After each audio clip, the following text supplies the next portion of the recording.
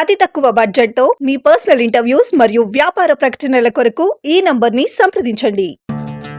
దాదాపు 200 ఏళ్ల క్రితం భూమి నుంచి సూర్యుడు నీలిరంగులో కనిపించాడు. అయితే ఎంతో కాలంగా రహస్యంగా ఉన్న ఈ సైన్స్ దృగ్విషయాన్ని శాస్త్రవేత్తలు ఛేదించారు. 1831లో భూమిపై సంభవించిన భారీ అగ్నిపర్వత విస్ఫోటనమే ఇందుకు కారణమని తేల్చారు. అగ్నిపర్వతం పేలుడు నుంచి ఎగసిపడిన సల్ఫర్ డయాక్సైడ్ భూ వాతావరణంలోకి ప్రవేశించి భారీగా విస్తరించి మేటలు వేసిందని, అందుకే భూమి నుంచి చూస్తే సూర్యుడు నీలిరంగులో కనిపించాడని శాస్త్రవేత్తలు తేల్చారు. అగ్నిపర్వతం విస్ఫోటనం కారణంగానే ఆ ఏడాది భూగ్రహంపై వాతావరణం చల్లబడిందని, కొన్ని విచిత్రమైన మార్పులు సంభవించాయని వివరించారు. ఈ మేరకు proceedings of the national academy of sciences general లో ఒక అధ్యయనం ప్రచురితమయ్యింది. స్కాట్లాండ్ లోని యూనివర్సిటీ ఆఫ్ సెయింట్ ఆండ్రూస్ శాస్త్రవేత్తలు తమ పరిశోధనలో ఈ విషయాలను నిర్ధారించారు. 1831లో వాతావరణ రికార్డులన్నిటినీ విస్తృతంగా విశ్లేషించిన తరువాత ఈ విషయాన్ని ధృవీకరించారు.